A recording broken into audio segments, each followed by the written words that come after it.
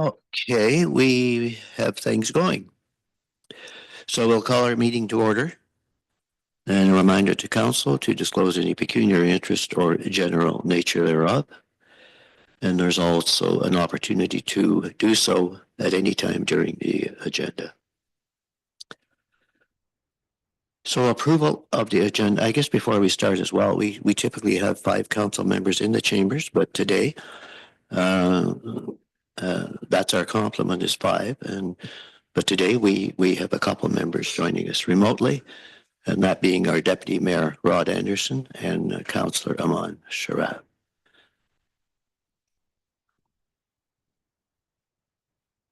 So we have them online and we're ready to go. Approval of the agenda. Todd and Smokey. Any questions, comments regarding the agenda? All in favor? Opposed? The motion is carried. And we'll go to minutes of June the 22nd, 2026. Mover and seconder for the minutes. Rod and Aman. Any questions on the minutes? Call the vote. All in favor? Opposed? Motion carried. Next on the agenda is item number 4, and it's a public meeting. It's regarding a zoning bylaw amendment. And the recommendation is subject to review of submissions arising from the public meeting that council receives Bruce County Planning Report, Zoning Bylaw Amendment Z 2026-022, Stewart, for information, and that council approves zoning bylaw amendment to Z 2026-022 by Connie Stewart and direct staff to bring forward the bylaw for adoption at a subsequent meeting. Mover and seconder to bring it forward, Todd and Smokey. So as I said, this is a public meeting, and first we'll have our Bruce County planning staff go over the report for us. Megan Stanfield is here from Bruce County. And we will give councillors an opportunity to ask questions regarding the report. Then once we finish that, we will go to the public for any public comments regarding the zoning bylaw amendment.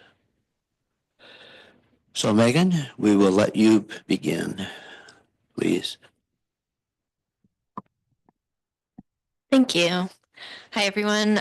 This is a zoning bylaw amendment for 2617 Highway 6.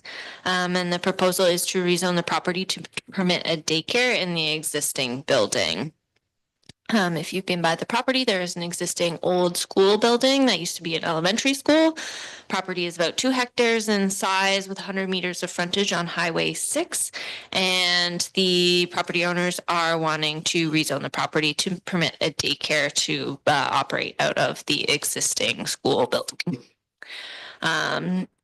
So the property is designated as agricultural in the county official plan.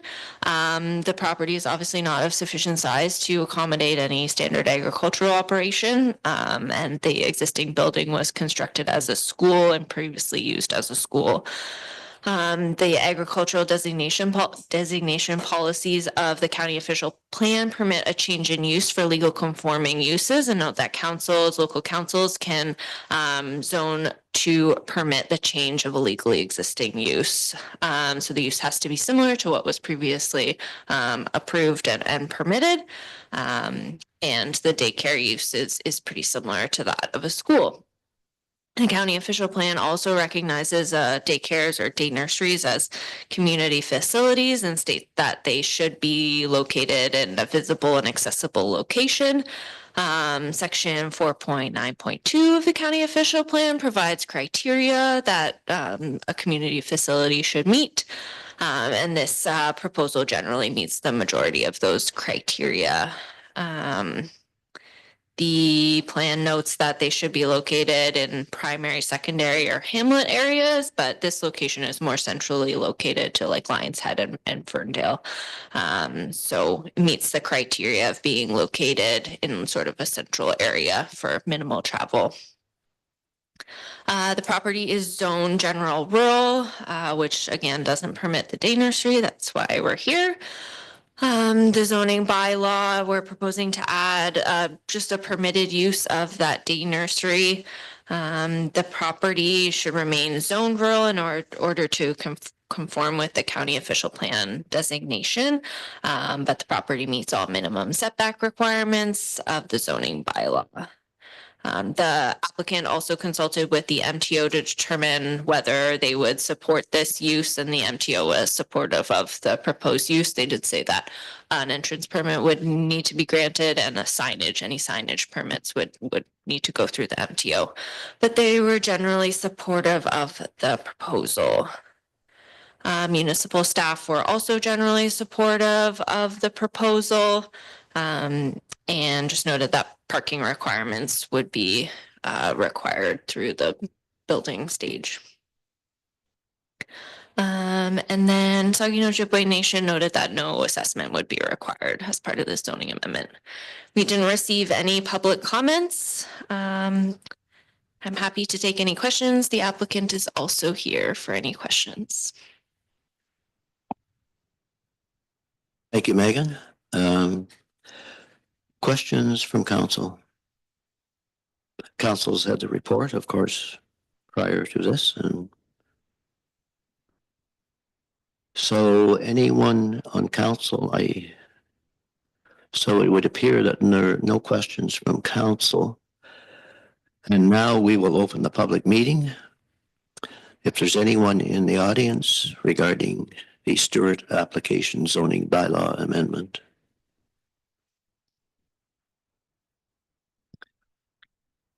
All right, it doesn't appear there's anyone here. Anyone online, Callie? Excuse me, I'm just a bit ignorant in the proceedings, but I got a little beef and I want to talk about it when it's time. Do you know when that would be? What's the topic are you looking to discuss? I live in a dangerous area on the Bruce Peninsula. Okay, Is it time to talk about it now or do you want to wait? well, if it's not pertaining to this zoning bylaw amendment, That's what I'm saying, so, but I do get a voice or something. typically the way it operates is that we require you to call our clerk here, who is Alex, and you make an appointment for a delegation to council. Yeah, that's and that's the way we treat everyone. So we Issued order to comply and to your fire department and your bylaw. I would like them to comply. Also, okay, you can speak. if I want, I'll get the Department of Labor involved. I just want to clean up, like it's serious. You can talk to us about that when at your delegation, okay? Yeah. All right. Okay, Yeah, thank you. thank you. My name's Joe Roach. Okay. Thank you. So we were in the process of online public comment, Kelly. Do we have any or?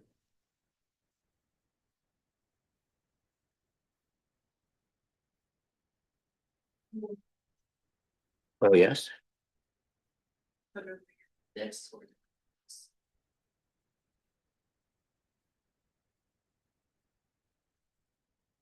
So we do have two people online right now. If they wish to speak, can you please raise your hand?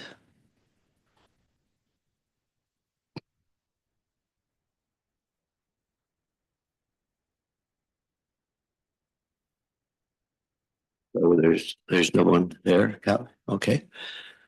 So it appears there's no one here, no one present or no one online that has a desire to speak to this application. So we will close the public meeting. And just ask council once again if there are any comments regarding the application. Come on, yes. Actually, yeah, just one quick question. I just noticed in the report there, it says the septic, I believe was last, or the last report on septic system is from 1993. has it been assessed again since then? Like, is it adequate for this proposed use? Megan, do you want to speak to that, please? Yeah, I think that through this is just a zoning amendment to permit the use. The use itself will have to be approved by building, like you'll have to get the building permit. So that's when the septic and stuff would be included. And then because they're operating a daycare, the province is also involved. So that would be kind of taken care of in that process, I would say. It's all part of the process, Simone. Sounds good. Okay. All right. Thank you. All right. No further questions. We have the recommendation. I'll call the vote. All in favor? Opposed? The motion's carried. Next we go to delegations, and I noticed Charlene is here. I'm wondering if council would, Jack, just maybe we could have council approve Charlene maybe ahead, and yeah. So with council's permission, we'll have Charlene do her presentation regarding the food bank. So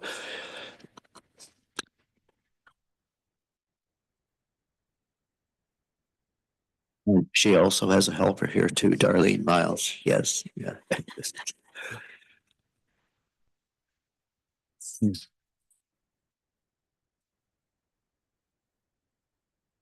Well, this one, if I keep it one out just for a minute, Jar, and then yeah.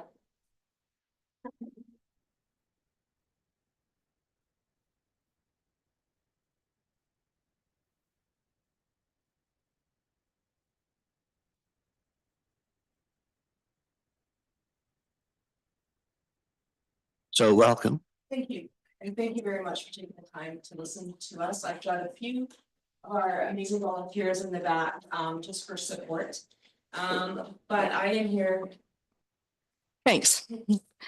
I'm standing here on behalf of the Lions Head and District Food Bank to request that our organization be considered for space allocation within a municipal building. The food bank in Lions Head right now plays a very critical role in supporting our local population. Our boundaries are from Maple Drive to Lawrence Road and Highway 6 from water to water. We also collaborate with the Tobermory Food Bank to ensure that the folks of the peninsula do not go hungry. We are currently experiencing unprecedented growth, and we are effectively serving over 80 community members at present time. That's just within the Lions Head and District. That's not including Tobermory. As economic pressures continue to affect our families in the area, we anticipate that the demand of our services is only going to continue to rise. And at this point, I'd like to, as many of you already know, Darlene Miles. She's ran the food bank for approximately 12 years or 8 years. And I've taken over about a year and a half ago from her, but she's my mentor and she's great with stats. So Darlene, if you can take over for a minute.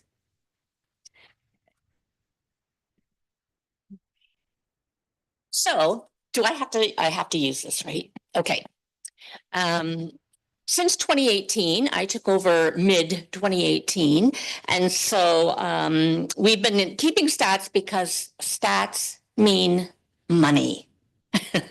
And so if you're ever wondering about food banks and the population that they're serving and that there's an app, it's a Grey Bruce food app through the United Way. And every month we have to enter our statistics. How many hampers, how many seniors, how many just adults, how many children, babies. They ask a lot of questions. Who's on ODSP, Ontario Works, who's unemployed, all those sorts of things that we have to submit to the government or to the United Way, sorry. So if you can see regular hampers, so we try to keep people to 1 hamper a month. They are substantial hampers that they would feed them for several days. And I know through Food Banks Canada that a lot of food banks are mandated to just give out 3 days worth of food. But we give out much more than that. We can actually sometimes fill their car. with bags of groceries. So the first year we had 122. Now, some of these numbers started to increase with COVID, but they just continue to increase. So you'll see this is to the end of 2025. We did 318 hampers, and that's a 160% increase.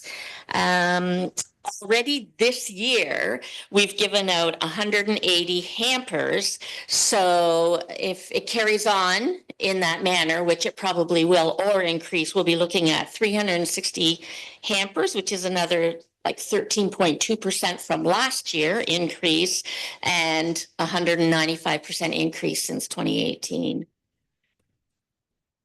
Then we do special hampers. So Easter, we've been doing it since 2021, and we've seen 100% increase. So we've doubled the numbers. Since then, Thanksgiving, 182% increase since 2019. And our Christmas hampers have always been a very solid program. So our highest year was 2024, where we had 56 hampers, and last year we had 52. So we're still looking anywhere between 68 and 80% increase in our Christmas hampers. And then just started some new programs this year, the March Break Munchies, which was a huge hamper. It was overflowing with fresh fruits, vegetables, cereal, cookies, craft dinner, puddings. Kid-friendly food. Yeah. Just to help out the parents while their kids aren't in school. And then they extended that into the summer. So for the July Munchies hamper, they had 12 hampers, and that equals 23 children that benefited. And they're going to do that again in August. And I expect that the numbers will be higher because word gets out there, and we'll have more parents or grandparents interested in registering for that. Great. Thanks, Darlene.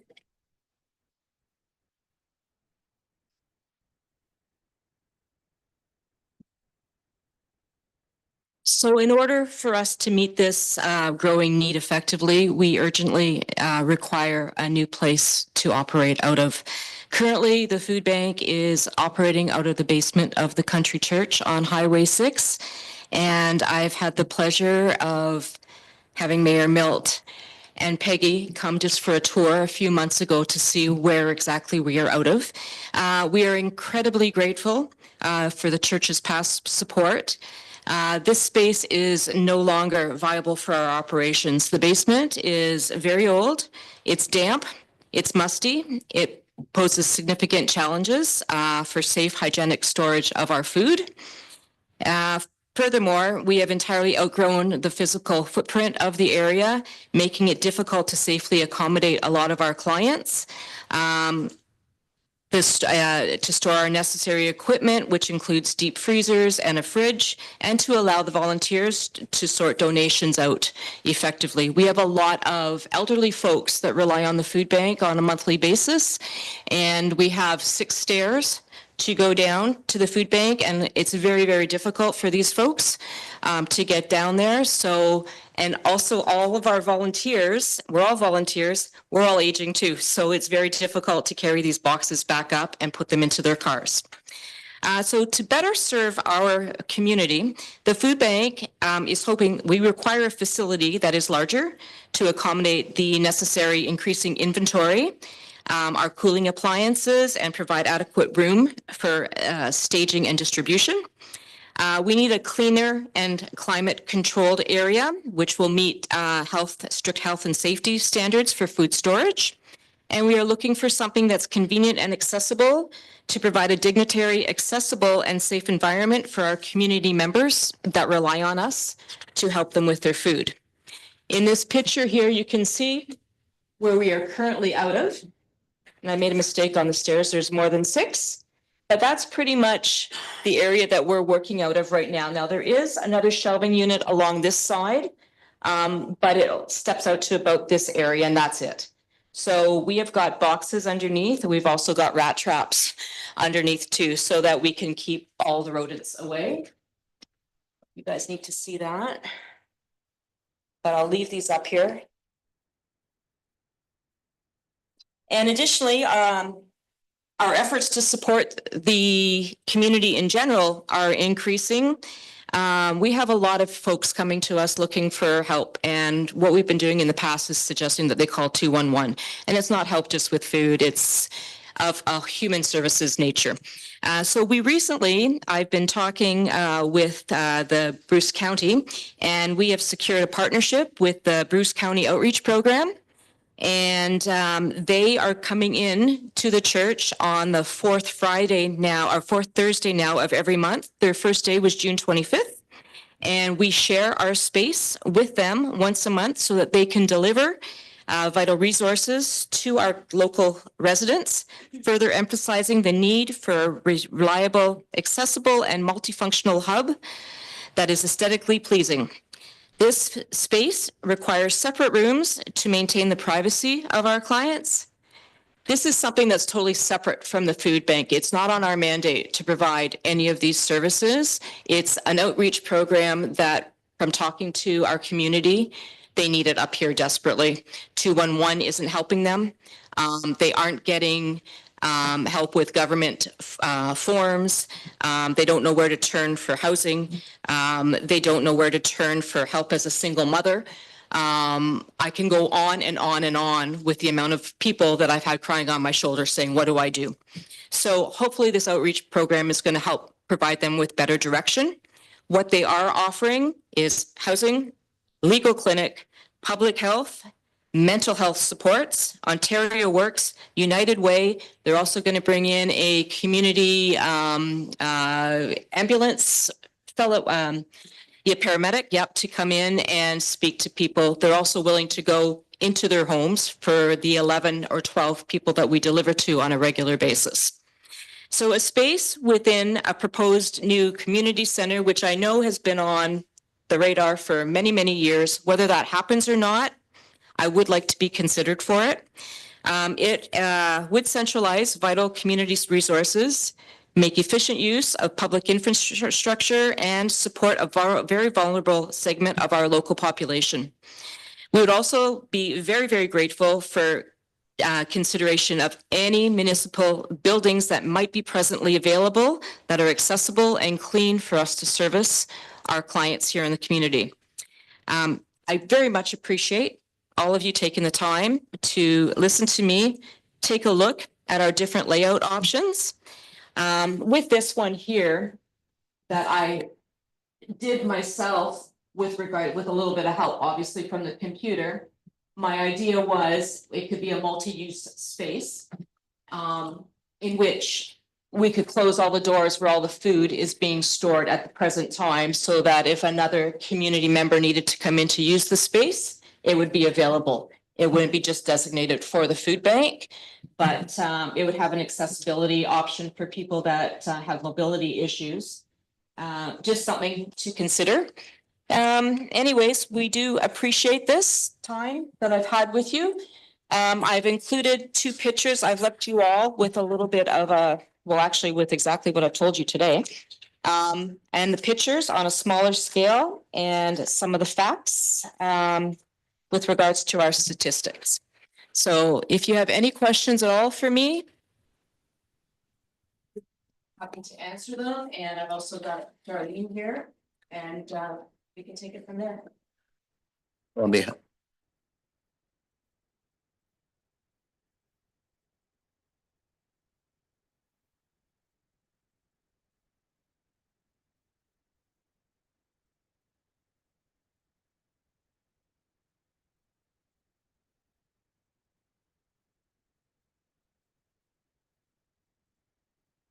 Right. Well, I appreciate that both of you have taken the time to explain to council and our community the situation that you're working out of there. And Peggy and I did attend at the request of Charlene.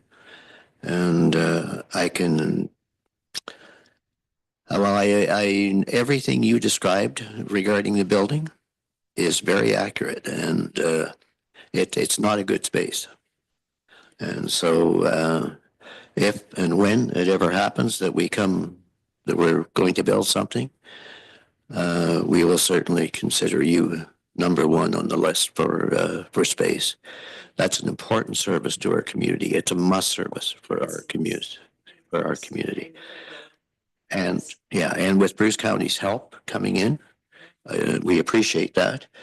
And that's a great service for the community as well.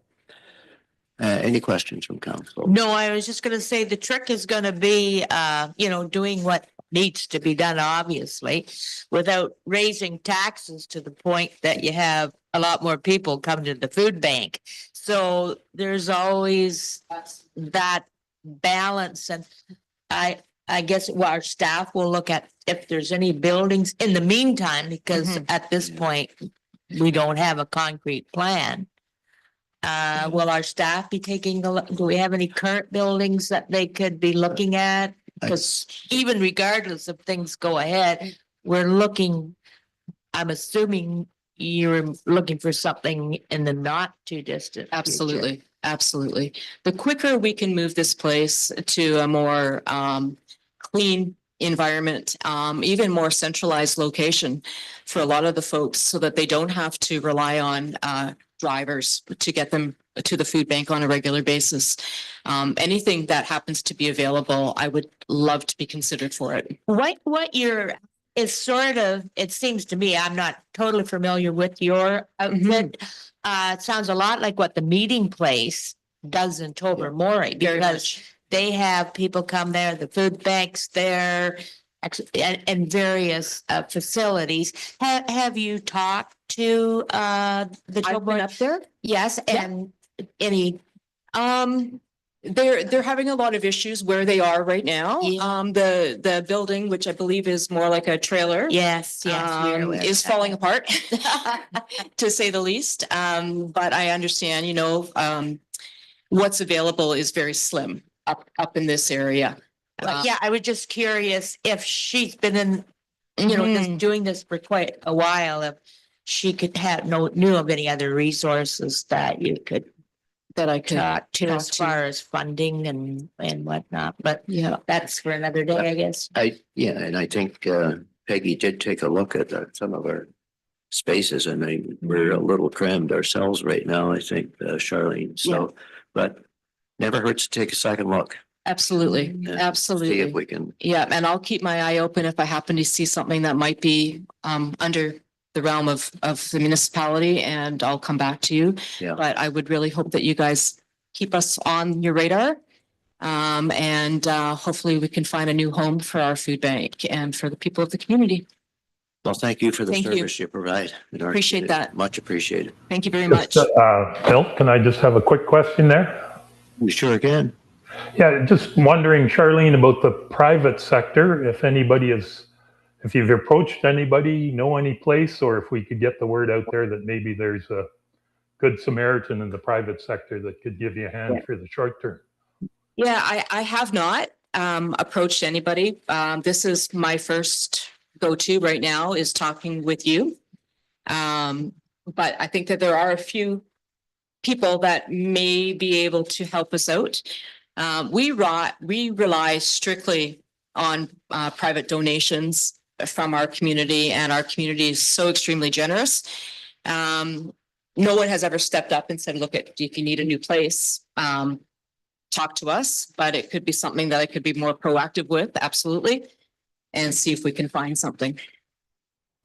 Well, yeah, I think you're here right now, so you're making a good point.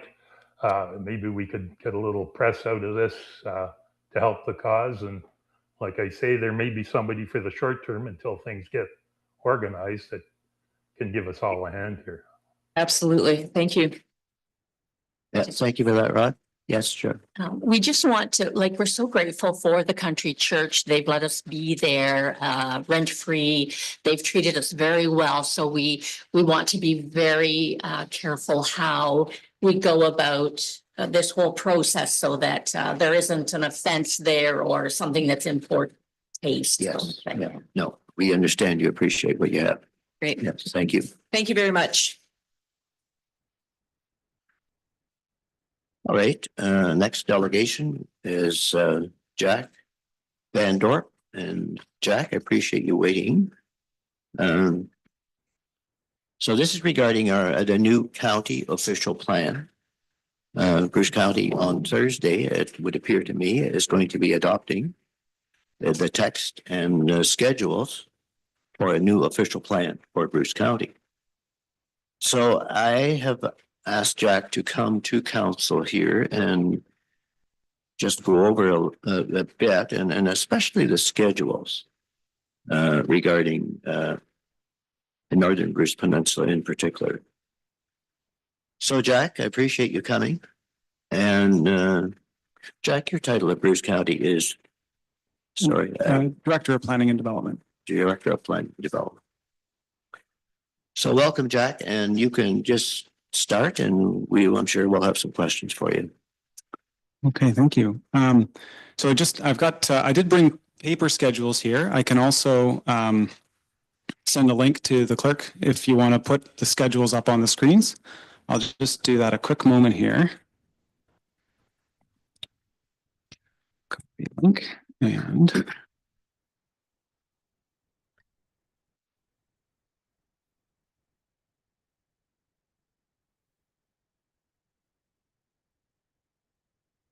while that's coming up, as the mayor's indicated, we've been working on this official plan project for some time.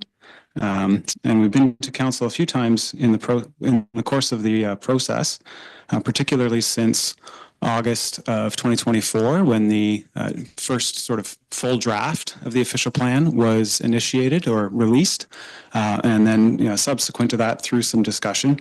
So what we put in our report today, and you should get a link with just the subject line itself in the email.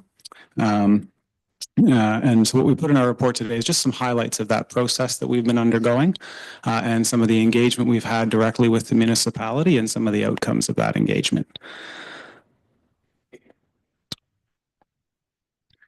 Now, some of the things we noted in the report as that's coming up, I'll just take you to, just while it's coming up, I'll just grab the paper one and I'll hold her up there handy.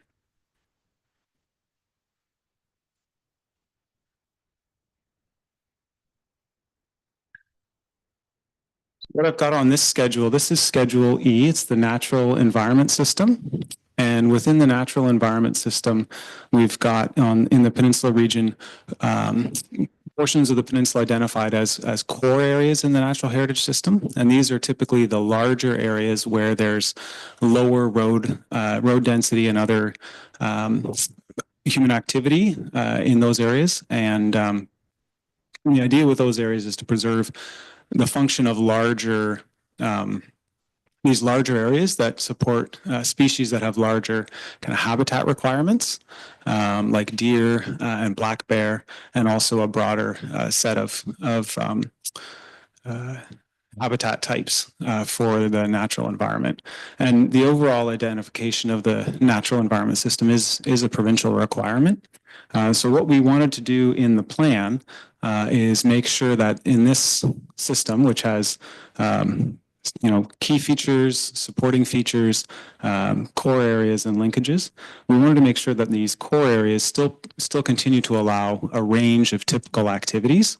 And so we did include a number of exemptions from needing to be concerned with the core area policies, and that's to recognize common land uses and activities that might happen. And so one of the things that you see in our report as a change was the possibility that if someone's putting up a new structure or things like that, if there's we had termed it if there's removal of natural vegetation, and there was identified that could be a little bit uncertain in terms of how that might be interpreted.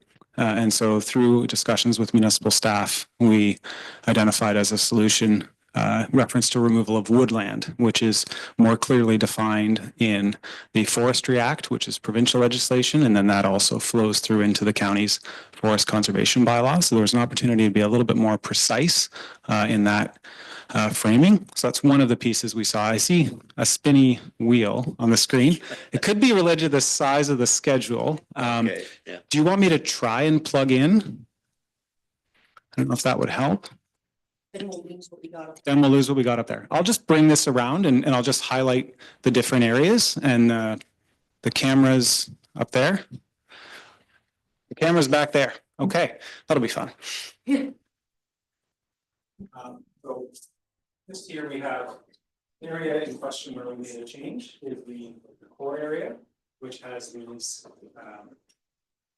diagonal lines. The core area with the diagonal lines and the area is outside of the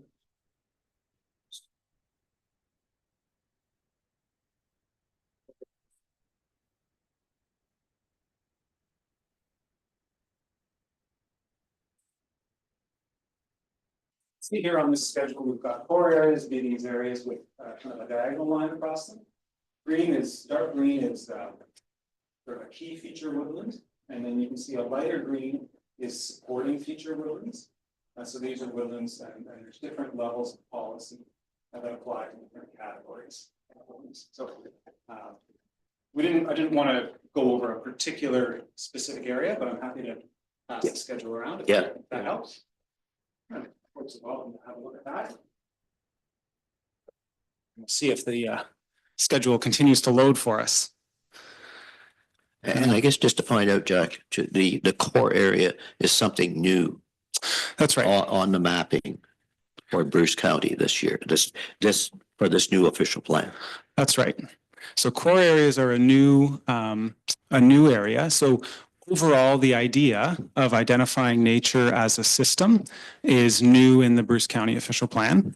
It is a provincial requirement to map nature as a system, and the province describes that system as key features and areas and linkages, and we've got supporting features, and these core areas were identified as a way to kind of focus recognition around the larger habitat areas while providing as much flexibility as we can within that provincial system overall across the peninsula.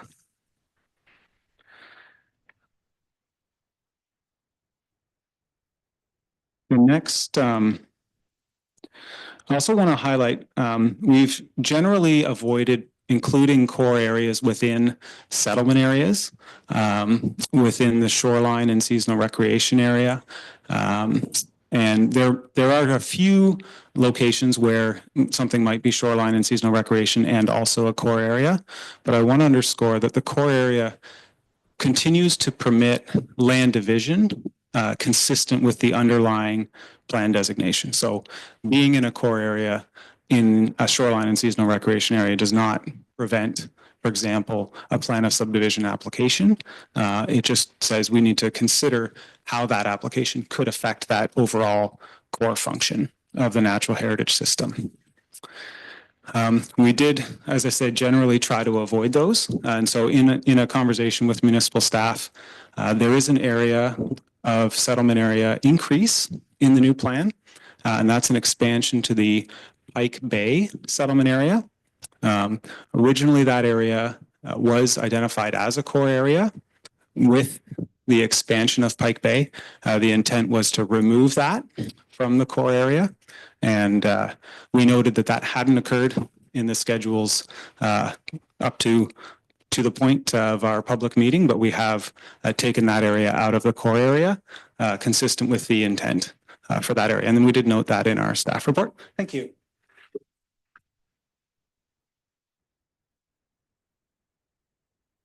If that's of interest, I'm happy to bring that up and show you where that is. Yeah. Just here, Pike Bay, you can see the settlement area is expanded to include this red area. Yes. There was a core area there, and we've removed that in the schedules attached to that. So I was able to get that one up, but I don't know if that's not going for. Okay, that's great. Everything else is still moving. I can talk about that one. Okay. Yeah, and just while Jack is on that too, there were a few other areas that were, and these were all put forward by applicants, Jack, right? So it was not us, it wasn't the municipality that really put them forward. It was actually the individuals that, so we had some that were put forward that are not included in the official plan. You're speaking to settlement area changes and things like that. Yes. That's right. So in the municipality of Northern Bruce Peninsula, there's two changes to areas where if I'm going to call them areas, we typically allow subdivisions. So subdivisions are typically allowed in settlement areas, as well as what's called the shoreline and seasonal recreation area. And the shoreline and seasonal recreation area is, as you might guess, commonly along the shoreline of, Lake Huron and Georgian Bay and our inland lake areas. Right now in the official plan, that's two different categories, shorelines and inland lakes, and we've merged them together in the new plan because the policies are effectively the same. So there are the expansions or the changes within the municipality. This council endorsed and county council agreed to the change I've noted in the Pike Bay area, as well as an expansion to the shoreline and seasonal recreation area in the vicinity of I think in the southern part of the old Eastern Township. There's a strip along the road there that was added. We also did see a minor reduction in the Dyers Bay area, and that was associated with the landowners in that area really having a conservation focus. So it wasn't really, didn't really make sense to hold them in as part of our land inventory when we don't expect anything to happen there. Now, we've got a schedule up here, and this schedule shows that through the public meeting process and our engagement with the public on the official plan, there was an identified concern around, if we just go down just a little bit, around the extent of the hazard mapping associated with Eastern Swamp and Judges Creek. And so what you see in the gray area there on the map is area that was had been previously identified as proposed hazard land through an exercise in 2017. And that was proposed to be brought forward through this official plan project. But noting that we have some intent to work with the municipality later this year and next on updates to your zoning bylaw, plans to bring in a third-party natural hazard consultant, and as well the municipality having some consideration of the municipal drain function of Judges Creek. We thought it was advisable to maintain the present limits of the zoning in that area or the official plan designation in that area. And then in the event that there is a change identified through those more detailed area specific exercises, we can update the mapping at that time. So the upshot of all that is that the proposed mapping of this area would be as shown in yellow and would not include the additional area outlined in gray.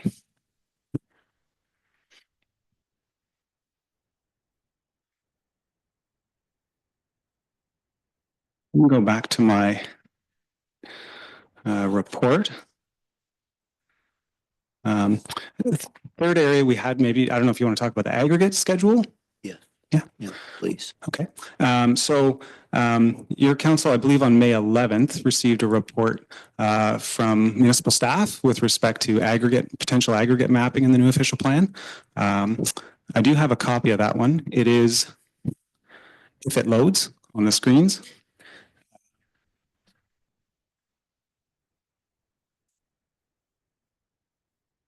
Schedule C, and we'd be looking for the north section. So that's this map here with shades of lighter purple and darker purple. So at present, the county official plan does not identify extensive mineral aggregate resources in northern Bruce Peninsula. There's some pockets in the Hope Bay area, just the northern part of which extends into the municipality, and some sand and gravel up in the Tobermory area.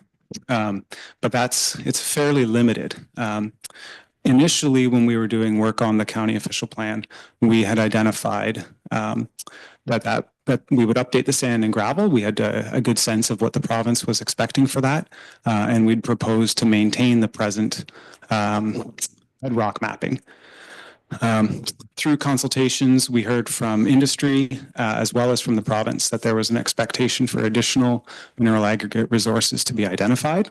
The industry representatives had suggested that the Amabel Select bedrock formation where there's a limited amount of overburden or soil on top of the rock be included in the schedules. And we also heard that from the province. And then industry had also requested the Aramosa is a particular type of limestone that's often used for like decorative stone. It's a particularly higher value one, and industry had also requested that be included.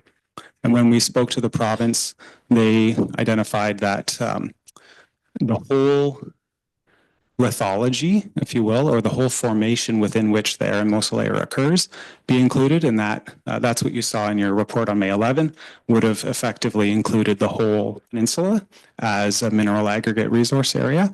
And we identified that that likely wasn't a really practical approach, given 90% of the aggregate operations in Bruce County are within these two shades of purple, including the whole rest of the peninsula, when only 11% of the aggregate operators are accessing the resource in that type of area. It didn't really seem to make sense. And ultimately, the province agreed with that. And the ministry staff identified they wouldn't have any concerns if we mapped what you see here. I'm just going to pause and pass this one around. Yep.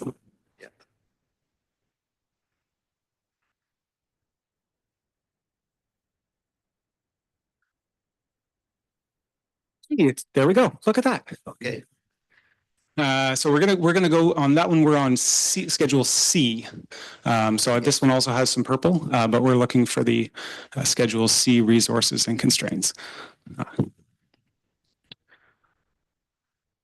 This is a real tension because we want folks to have some capacity to zoom in and have the map not be all pixelated, but then it also generates somewhat of a larger schedule.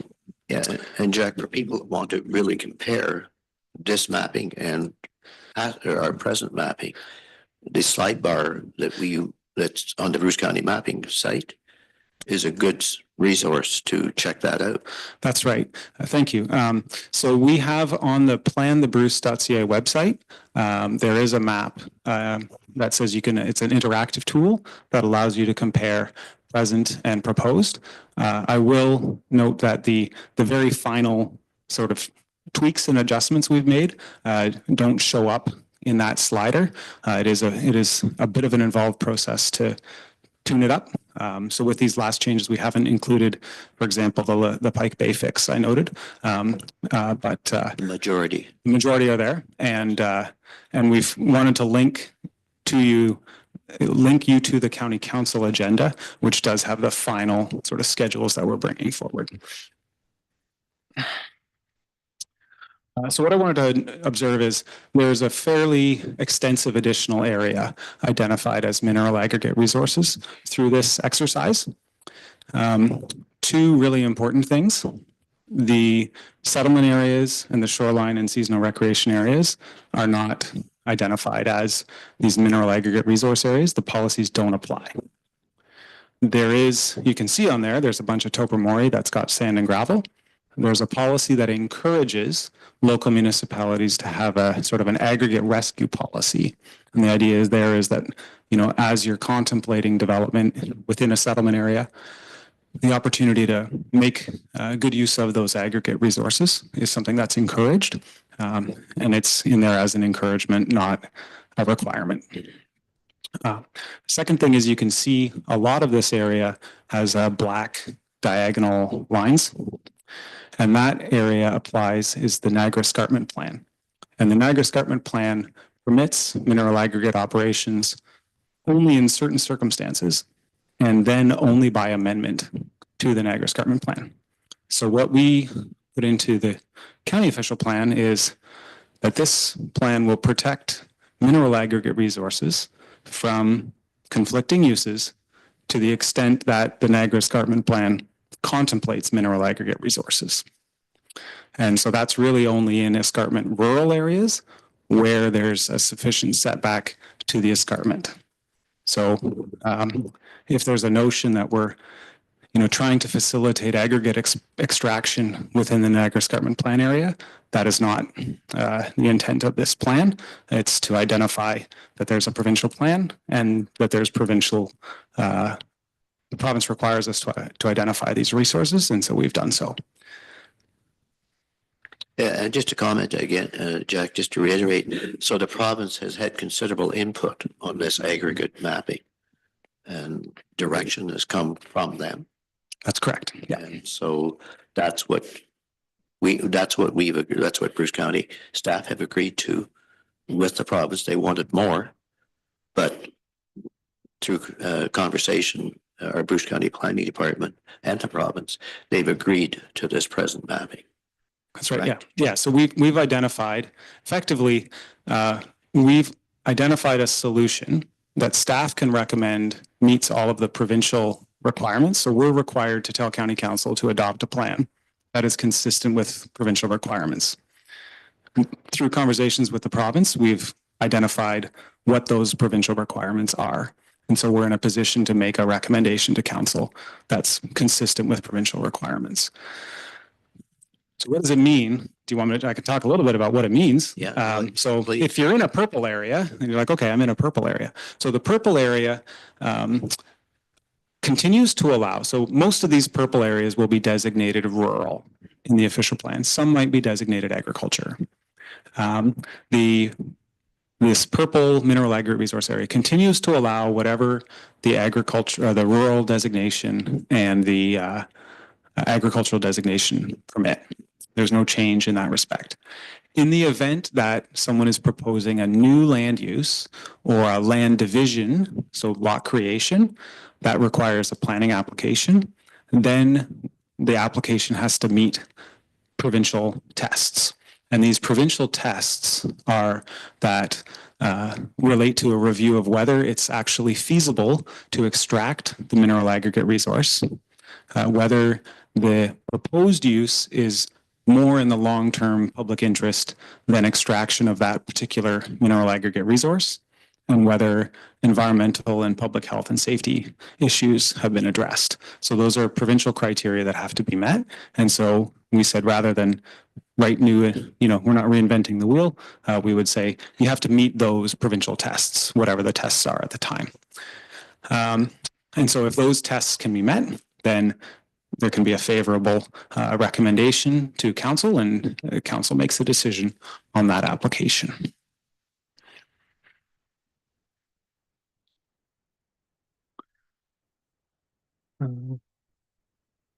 I guess before, just do council members, any council member have a question? Okay, okay. Are you going to move? We'll move away from aggregate now, Jack? I'm in your hands.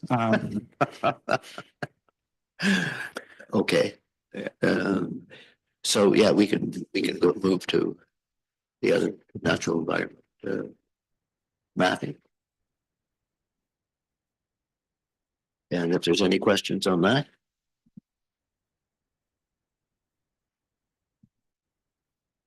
If you're looking to put that on the screen, it's Schedule E would be the one we'd be looking for, and then the north section. So it should be the first one there.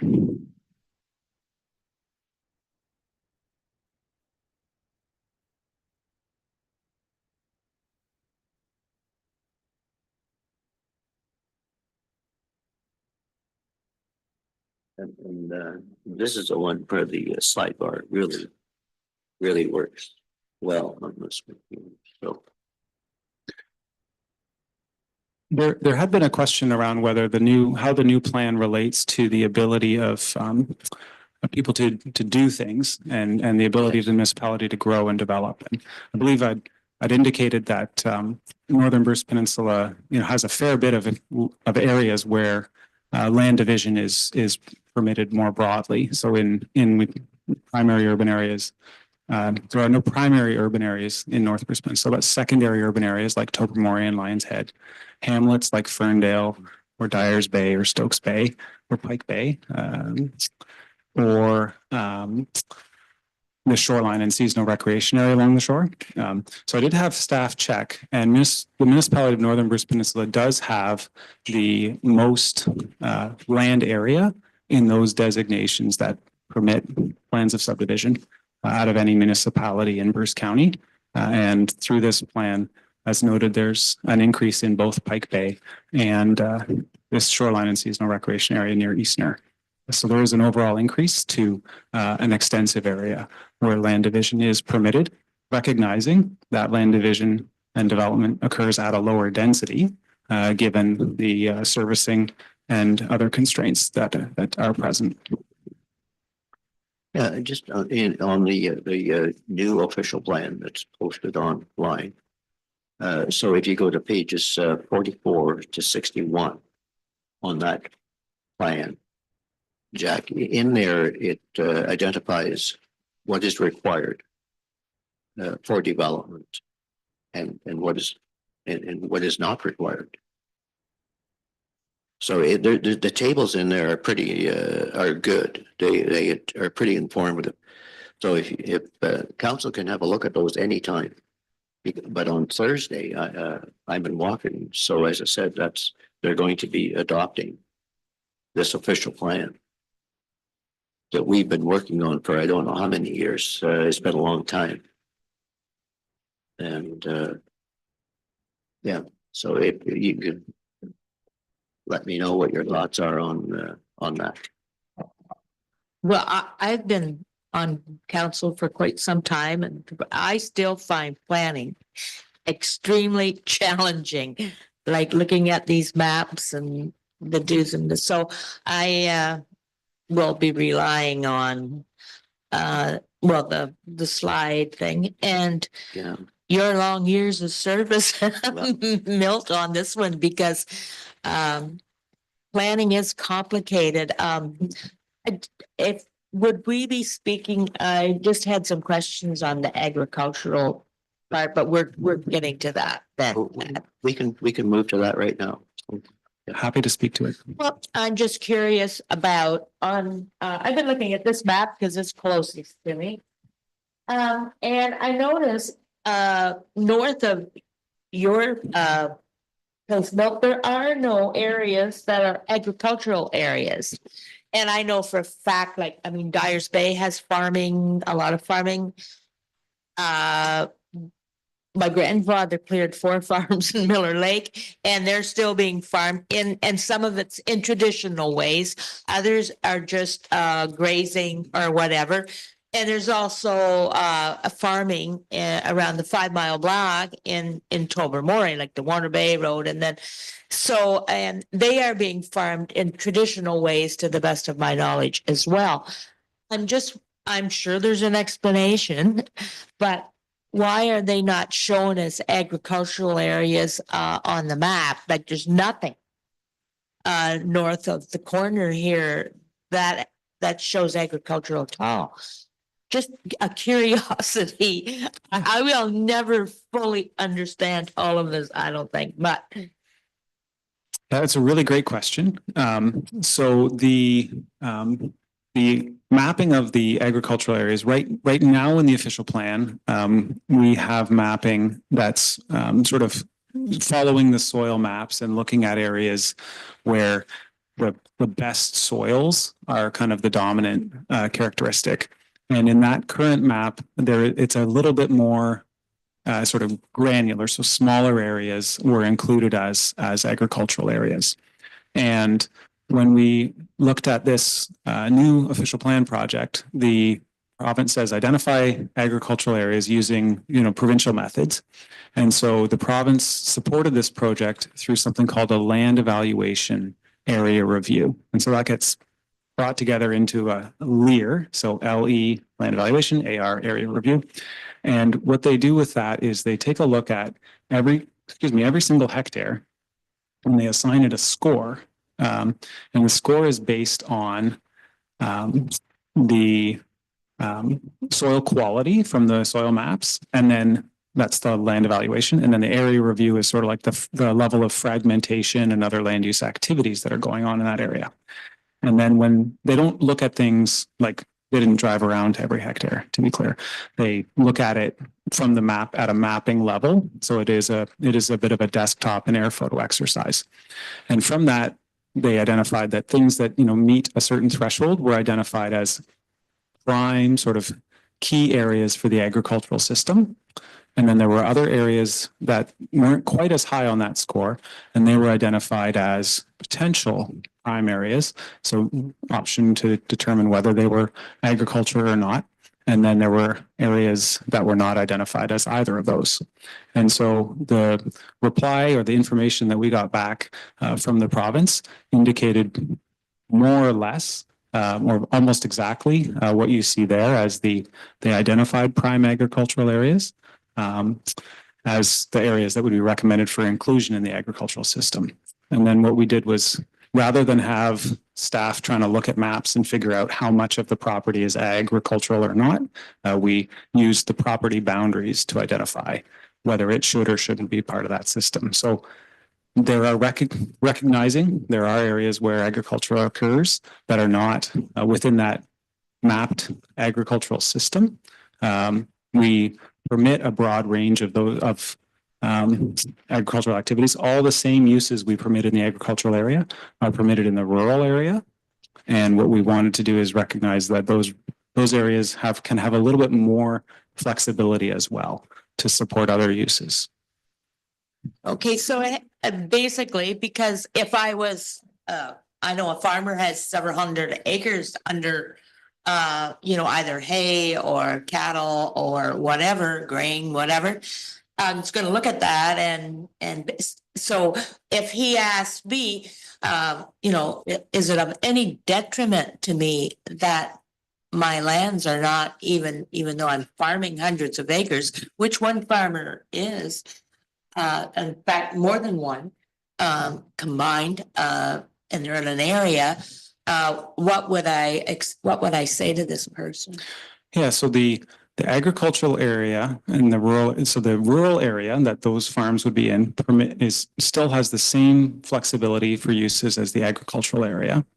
It has some additional flexibility in terms of contemplation of limited lot creation, so potential for new lots, and some of the tests or requirements before other types of land uses can be established are lower. Like, you don't have to do an evaluation of the potential impact necessarily to the agricultural system. We do. I can see that being a benefit to the landowner.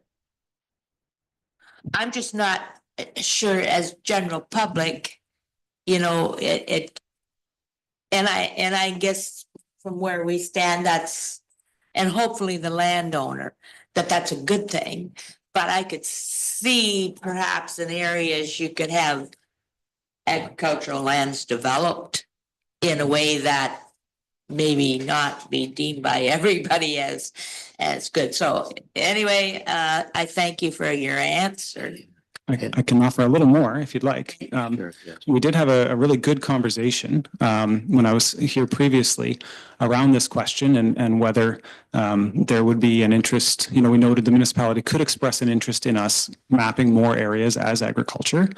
We didn't hear that specifically as a request, but what we did hear was, that there might be an opportunity to think about this a little more. And so we did come back with a revision to the rural policy. This is if you are doing like a significant land use change that could affect agricultural uses in the rural area, there is still an opportunity to request that assessment of whether it will have an impact on the agricultural operators and agricultural functions in the area. So we did actually add a policy for rural areas that says we do still want to protect agricultural activities and functions in those areas by having an opportunity to review, a major land use change. And I also, Trudy, I think any mapping we do, whatever it is, whether it's a natural environment, agriculture, aggregate, people always question the accuracy of it. And so it's, I don't know, and I think it's mapped to the best of their ability, I guess. But as Jack explained, this was a process that the county went through to map agricultural land. Yeah, So it's just if And yeah, Yeah, looking at the map, there is absolutely no farming, on the northern part of the Bruce Peninsula. It- And it just, yeah, if I'm questioned on that, Yeah. I would like to have an explanation because, yeah, it's surprising to me, but lots of things are. all right, I'm kind of looking at the time here as well, Jack, and Amon, Rod, any questions? And you can, as I said, if you have a question, we can contact Jack to get that answer. You can relay your message to me as well for Thursday, if you like, this coming Thursday. So if there are no further questions, Jack, and I think we will thank you for your presentation. Appreciate you coming and sharing this information with us. Thank you. Thank you.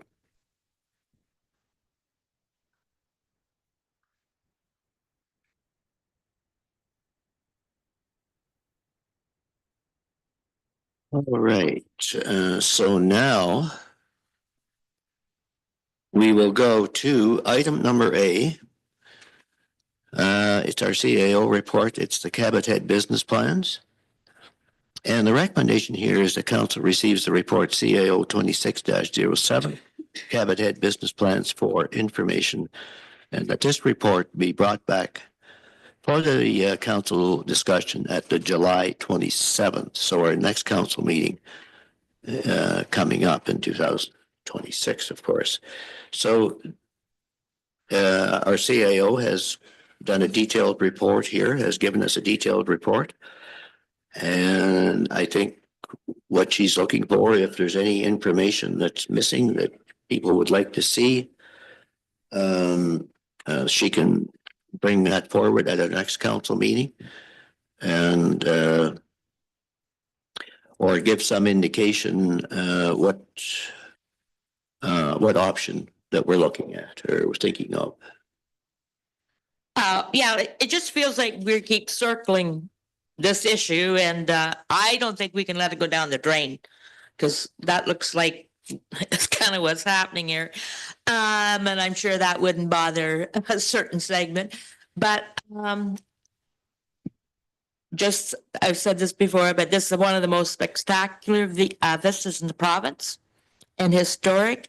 And I would like to know how much was spent on the lighthouse, what the government spent on Cabot Head Lighthouse to restore and take out the problem there. And if, yeah, I think that that's an important consideration of how much taxpayers' dollars have already been spent on the lighthouse. And I just, I thought we had already sort of, like we've got several business plans here and one goes like $10 million. I have no idea where those figures like came from. I thought we had already made a decision that we had decided on a controlled access of some type, and our decision that was remaining was how we defined controlled, and that was would have to be pending on a lot of the information that is stated at the beginning of your report. And when we talk about controlled access, like whether, what we meant by that, there's several options. And a lot of that may have to do with the cost on some of these other things. So that is basically where I thought that we had already decided, not on the full openness, that we had decided on a controlled access. Particularly, we were looking at the, like for seniors, for handicap, for families. This area offers something that is pretty rare. Even in our municipality. So anyway, I'm just curious why we're opening this right back up to some of this. I thought we had already narrowed it down to controlled access, and we need to define that what is possible within a controlled access And that could depend on costs of road repair and legalities. So, I mean, let's move forward on it, sure, but I am wondering why we're taking it back to these 4 business plans that we basically decided full access and various, we hadn't agreed on that. Okay. I can comment. Well, I can make a yeah, comment on yeah. that. So when we brought the clerks on call with final report to council, the request from council was to come back and provide business plans for all the models. The hybrid model is actually found, which was brought forward to the public on page 15 of 37 to review. That number includes capital expenditure of 475,000 to 900,000, an annual operating cost of 260,000 to 450,000. That includes public works and parks and rec and bylaw side of things for staffing. The implementation period to move forward with that hybrid model will be 18 to 36 months. And then we're still looking at comprehensive agency, partner, trail, transit, accessibility, and resident consultation after this. And then our primary leads will be parks and facilities with a cross-departmental support. Okay, yeah, I don't quite agree. I think we do need to provide direction on what option we select and, but as far as making a decision on the option, I wasn't aware of that either. So I think these business plans provide every option possible, perhaps, that we could think of that's available for this Cabot Head situation. And for myself, Peggy, I'm actually looking, once again, I'm going back to the survey that was taken and what the majority of how the majority of people responded and what they thought would be appropriate for the area. And I guess simply a hiking trail and biking was the most popular, and that being 80% of the people. And the second option was the hybrid model, I guess. Is that that's what we call a hybrid model, right? Where there was 50% of the people were supported that, and 26% of the people were somewhat supportive of that. There was some question. I think we had 900 people and I just want to. yeah, okay, that's fine. So then I think that what I'm wondering though, the last option you give, Peggy, is so in option 3. So this is the just get the name of it correctly here. It is the multi-use trail. So if we were to allow people, say the Bird Observatory, the landowners, Friends of Cabot Head, is there a way to allow legal access for them under this model, or? There is a way to allow legal access for this model. However, it's the safety of having vehicular traffic move forward on that road without having it be maintained as a road itself. The hybrid model provides vehicular access, plus includes accessibility options for people who have concerns using their legs to move transit. So there would be an optional option there for a transit system or a shuttle system, potentially once a month to drive down there. So the hybrid model allows to have traffic still on the road, provides the safety, hence why it's a little bit more expensive than having strictly just a trail system. Well, my rationale for this train of thought is the fact that I would like to make sure we get it right without spending a whole lot of money and And if you spend a whole lot of money and you find out that the situation is not working, then that's not good. So if we could start off slowly, low capital input, lower operating costs, and to see if we could be successful with that model. That would be but some way to have these entities access it. So right now they're accessing. Yes, currently right now, But we they're, don't really have any formal agreement with them. That's the. they do provide us with knowledge that they will be on the trail if they're going through. We do provide them with the access code to get on the trail itself. We know it's just very minimal amount of vehicles that go on there. It's maybe one that's going to the bird observatory, and potentially could be somebody else going to check out forensic head member to check out the lighthouse. So it is a very minimal amount, and they also do communicate back if there are concerns with the road. But as far as any legal agreements or insurance, we don't have them provide any of that. Correct. Right. Okay. Well, I guess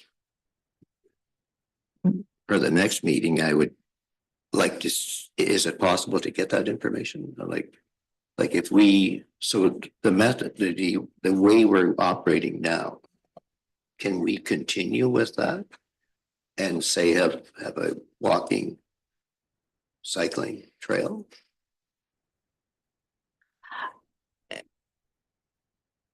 I will get back to you with that. Yeah, okay, yeah. Because I need to get some legal advice on it. Yeah. Right now it is. Because it kind of determines. And I think what we're looking like for administration, what we are looking for is some direction as to which model are we moving forward with. Because that will actually potentially help a lot when it comes to our legal advice. Yes. Our consultation process. There is still quite an amount of time when it comes to the consultation process and providing this as a standard type of operational plan. Yeah, and I realize that's, yeah. All right, any further questions? Todd? If I may, Milt? Yes, go ahead, Rod. Yeah, I went over this as much as I could in the last couple of days. Just a couple of things that of note. Regardless of what we pick, probably the cheapest thing we would ever do is the initial capital costs. And I say that because once that's done, now we're stuck with yearly repair and maintenance costs. And that's where the real dollars will start to flow out of our coffers, because it goes on basically as long as there's a road there and we're around. So if we spent $900,000 on Plan A and we're spending $250,000 a year after that to keep things viable, that's a big consideration when it comes to making the pick on which option we want to go by. So I think you always sort of lose sight of the fact that there is ongoing costs and they're going to come out of taxpayers. Now I realize they said some may be covered by user fees, but if you had $250,000 of yearly maintenance, that's a lot of users to pay for that. Thanks. Thank you, Rod. Well,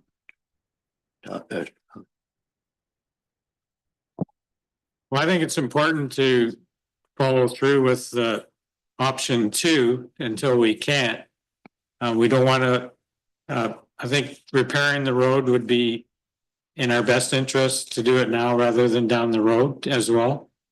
And I strongly favor option 2, unless it proves to be too expensive, but I think it's something to work towards till we decide not to.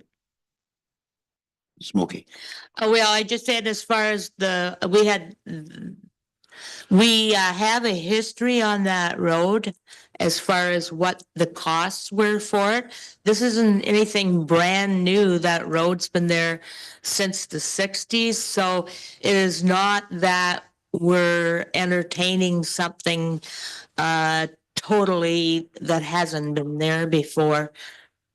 Thank you. Amon, do you have any? Yes. Yeah, I was gonna say I agree with Todd there as well. I do like option 2 the best. But to your point there, Milt, whatever option we pick, yeah, I would like to ensure that we can maintain whatever access the groups currently have, whatever option we choose, that we can maintain that same level of access, not have to sacrifice that to open up more access for others. I guess the other comment I have is that I think we do have other roads in the municipality presently where that ratepayers pay taxes and live on that needs a lot of work and a lot of capital cost. And we have a lot of existing infrastructure, in fact, that needs a lot of capital cost. So I think to take on something like this and spend a lot of money, and it's not even on our radar. It wasn't even on our radar until it just came up. So I don't think it's fair to the people that have been waiting for a number of years to have some work done on their roads to have this plan here jump ahead and take priority over our existing ratepayers. And the other thing as well, too, the decision I make is based solely on the Dyers Bay community. That has to. I was around when it affected the effect. I saw the effects on the Dyers Bay community when there was a lot of traffic going through there, and it's just an undesirable thing to have. So I would have to support some form of option 3. Yeah. Well, I agree that the way it operated and it did have an effect on the Dyers Bay community.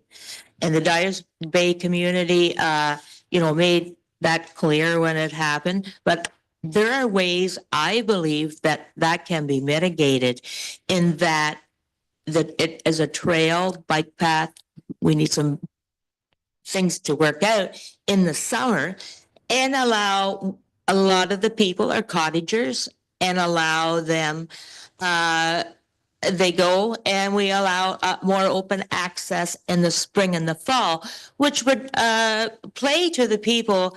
There are not very many places like we can say, okay, we are a tourist destination. That is the #1 source of income for most of the people in this municipality. So when we close down something that seniors can access, hopefully we can access, we can find a way also for handicapped people with families that is so striking and so beautiful, the history that's there. We will have to mitigate the Dyers Bay community. Yes. Maybe we only have full access or some broader access spring and fall. But as far as the Dyers Bay community, I fully get their concerns, especially when it was so busy in the summer. But I think we have to look at everything because I think a lot of their concerns are basically end of June, July, and August. And we have an opportunity here for, like I say, seniors and others. But I said this before too. I hope I'm not just preaching to the choir. Thank you.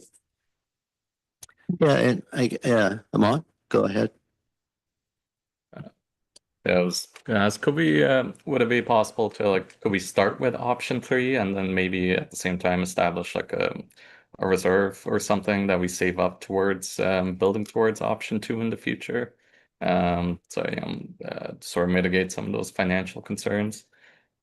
Option 3, yeah, like I said, cheap, simple way to establish some access now, and but still keeping sort of option 2 as a long-term goal to save up and build towards in the future. That'd be reasonable. Okay, we can get some further comments on that a moment. And Smokey, just to your point regarding tourism, yeah, I mean, we support tourism, but not at all costs. And I think that No, I agree with that statement 100%. That's, so it's an important part of our economy. I realize that, but we have mitigated the effects to our residents in other areas regarding controlled access and just different methods of controlling the traffic. So, as I said, I think that and once again, I just wanted, it's the cost associated with it, and to minimize the cost to get going, to see if we can even make it work. I think that option 3 is a good way to start.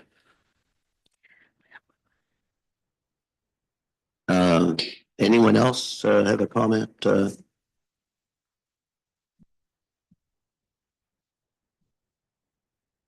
guess, Rod, do you have a preference, or? Actually, I do, Milton. It was always option 3 from the word go. And when I look at our sort of annual operating costs estimated, it's within the realm of doable, as are the capital costs up front. And to Mon's point, long range planning, or maybe we'll win the lottery or something, we can expand on that at a later date. But for the time being, I think option 3 is the one I would throw my weight behind. Thank you. it be possible that we look into funding? I mean, this is an iconic piece of peninsula history. There is no other piece of roadway going up that escarpment the same. I mean, maybe we should be looking into some help with this. Well, I guess if we do select an option, there's many hurdles to get over before we even get it implementing anything. So, yeah,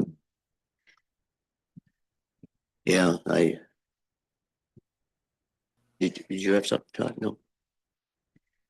Well, I just wonder if we're splitting hairs, if we're still in option 3 wanting a trail, how much more work are we talking to make it accessible for a vehicle? This is good point. Yeah. That's why I think the hybrid option, to me, still gives us that flexibility. I don't think we want to eliminate that. Like, we don't have to make it the 401, but if we're making it a hiking or a walking trail, like maybe Troy could better answer this question. How much more work are we actually going to do to make it drivable? Like, it doesn't have to be wide. If we're controlling it and making it limited access, like, we don't have to spend all the money on it all at once either. We can just slowly build up to make that work. I certainly think we'd have to slowly build up. If you look at the numbers, Todd, like between $500,000 to $1 million to get capital costs. But then if we scroll down to $250,000 to $400,000 annual operating costs, when we're still $1.5 million behind meeting our road obligations already to keep good roads, that's a lot of money. Where did those costs come from, Peggy? Can I ask? So there is a table called the means book, which is basically an estimation tool that estimators will use when it comes to estimating for contracts and construction. So we use the 2026 means book for that. It was based upon observations extent of what the and I think when we look at capital, the one thing we have to realize is that we never did repair the underrush that happened in 2020. So you still have that base that is having a huge impact on what the upper crust will look like of the road. And I think that's the main concern, is that we still will have to go in and do some solidity tests, and just to ensure that the base is actually still good. So we do need actual estimates. They're Right at this point. estimates which are good enough for council to make a sound decision on. Yeah, the cost to do things, I'm not surprised by the cost. All right, so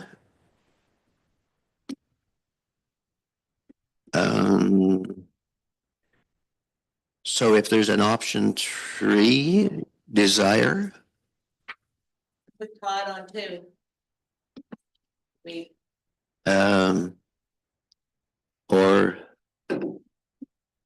if the members online, this would give me some indication where you're going to land on this. I'm behind 3, no. Yeah, I'm behind 3 as well, Rod. Yeah, I think you guys bring about points about the financials and stuff, so I think it supports starting with option 3 as well. So for today, Peggy, so if we start with option 3, what are you going to do for next meeting? So are there some things that you think you can provide us at the next council meeting so what, it's the access, I guess, for the bird observatory, and I would just kind of like to know what our requirement would be financially to allow that vehicle traffic on there. And also the legal aspect of it. And the insurance aspect of it, if they can indemnify us. So I think the next steps for us is to move forward with the consultation side of option 3 with some of our collaborators for this. Oh, all right, yeah, And then we can bring back a report to council. okay, yeah. Alex, Just a note, Milt. yes, go ahead, Ron. I guess aside from the financial obligations that are required for any option, maybe we could flesh out the legal property owning type stumbling blocks we would run into, just to give us an idea that it would be feasible regardless of what we do. Yes. All right. So we'll, do you want a motion on that, Alex, or? Yes, Mr. Mayor, and I apologize that I didn't catch this earlier, but we didn't get a mover and seconder for the main motion that was on the agenda. So let's start with that. Okay. Yeah, it's to bring it forward. So that was to bring that forward. Yes. It's just bringing it forward. So Yes, and so it sounds like council would like to direct staff to bring back a report with further details on option 3. yes. So And to Peggy's point, Peggy, what was your comment there? to consult with stakeholders Yeah. and bring back a report. Is that something? I would say that, let me just pull up that council receives report CAO 2607 Cabot Head Business Plans for Information. And that this report, and that council approves the preliminary option 3, and that administration commence with the consultation with collaborators. All right. Okay. Okay, mover and seconder for that. Amon and Rod. And Deputy Mayor Anderson, could you please turn your camera on so we could see how you're It's voting. up top, isn't he up top? Yeah, it's just, we Yeah. can't see them. Yeah, I just keep going in and out here. I've been fiddling with that and Okay. it refuses to come on, so I'll give a verbal yes. Okay. Okay, so Todd, did you have a comment? Can we make this a recorded vote? Yes. Yep. Yeah. Yep. Yes, that's no problem. So alphabetical order.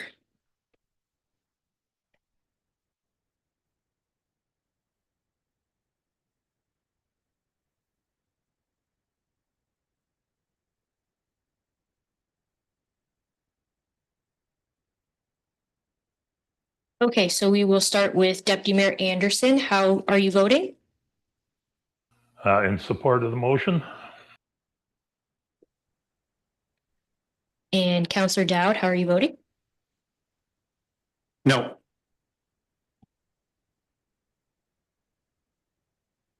And Councillor Golden, how are you voting? Opposed. Councillor Sorab, how are you voting?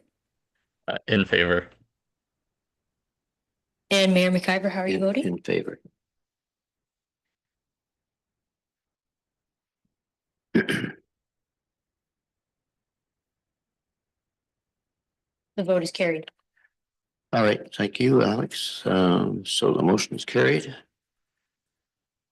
We will move on to our next, the clerk's department. So it's the council report. It's a notice provision bylaw coming forward. The council receives the report C26-18 notice provision bylaw update for information. And the council directs staff to bring forward an updated notice provision bylaw. And Alex has provided the new bylaw. So the old one there, 24, that it's going to be rescinded. Correct. Yes, okay. Mover and seconder for that one, Todd, and I'm on. Any questions regarding the notice provision bylaw? And maybe Alex, just give a bit of a brief update on that, please. Happy to, Mr. Mayor. So our department does frequent updates to the municipality's policies and bylaws. And we felt that this one was due for an update just so that it more closely mirrored what we practice. So the Municipal Act does require that the municipality has a notice provision bylaw. And the schedule at the end of the bylaw provides how we notify the public with regards to matters that are not set out in legislation. Okay, good. Thank you. No problem. All right. Any questions on it? Just one point, Milt? Yes, go ahead. Yeah, Alex, I wonder if maybe you've got here published in newspaper at least 2 weeks prior to consideration. I wonder if maybe that should be 4 weeks, giving the timing of when the Bruce Peninsula Press would come out and council meetings, and that would give a little more time. Thank you, Deputy Mayor Anderson. That is something that we considered because we do work with the Bruce Peninsula Press with their timelines. So I believe we had put in at least 2 weeks because we would have to go with their timelines, which likely end up being about 4 weeks. So that's why we left the wording that way, just to leave us with a little bit of wiggle room depending on our council meeting schedule and the press schedule. Okay, well, it sounds like it's the type of thing you realize could happen and you would adjust accordingly then. Thank you. Yeah. All right. If there's, I'm on. Go ahead, please. Yeah, my question was about point number 14. It says no additional notice shall be required where a matter has been deferred or referred to a subsequent meeting. But if something's deferred and like there's a significant, if something's deferred and there's a significant change in deferral, should we be considering like submitting another notice? And also if something's deferred and it's like deferred for like quite a while, like let's say multiple council meetings, I just think there might be potential for people to just miss out on things, especially if we make big changes in between deferrals. Yes, thank you. That's a really great point. So that is a practice that we would follow depending on what the matter is. So sometimes that happens with planning applications where a planning file could be deferred and then a lot of time passes. So then we end up having another public meeting and then following the notice policy again as a result of that. But ultimately, if something's being deferred or referred to a subsequent meeting, I think that wording more speaks to if it's deferred to sort of a following meeting. And nothing has really changed so that our staff doesn't have to go through the notice provisions again. Of course. Yeah. And council also has the ability to request that staff go ahead and publish more notice as well at any time. So I think we could definitely use our judgment in that case. Okay, fair enough. Yeah, it's flexible enough. Further questions? Call the vote. All in favor? Opposed? The motion's carried. Next on our agenda is the appointment bylaw update. That council receives report MLE 026-13 appointment bylaw update for information. And the council directs staff to bring forward an updated bylaw to appoint municipal staff as municipal law enforcement officers and to update bylaw to appoint municipal support services, which is our contract municipal law enforcement officers. So municipal law enforcement, municipal support services is the contract by law enforcement that we have. So we're just updating the appointment bylaw here. Mover and seconder for that. Todd, and whoops, we've maybe kind of lost. And is there a seconder for that, Smokey? Any questions on that one? Questions? Call the vote. All in favor? Yeah. Opposed? The motion's carried. Did you have a question, Rod? Oh, sorry. In lack of a picture, I was just saying yes. Okay, sorry. Public Works. So we'll go to this report. It's A, Public Works 26-18, Residential Waste Curbside Collection Study. The council receives report PW 26-18, Residential Waste Curbside Collection Study for information. And the council provides direction regarding residential curbside collection. Mover and second to bring that forward. Smokey and Rod.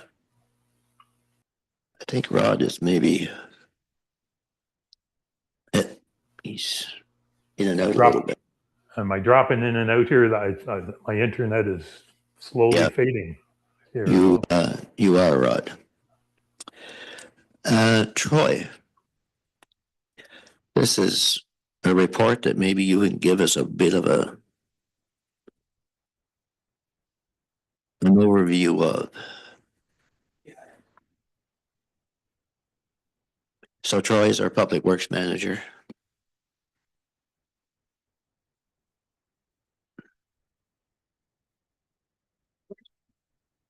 Thank you. Thank you, Mayor McKeever.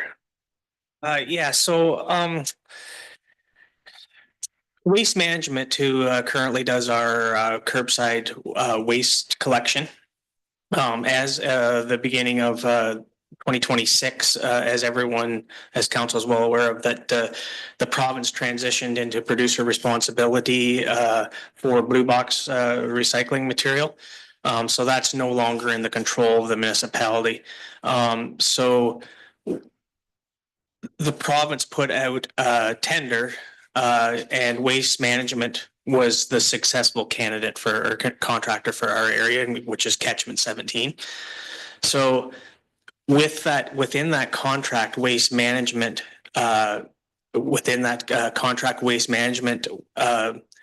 was transitioning to the cart system for recycling, for blue box recycling. So when they transitioned for that, their Waste Management's letting us know that as the municipality for the waste contract, they would also be transitioning if we were wanted to continue the contract for waste, would be transitioning to a cart system also for the waste. And it's to do with the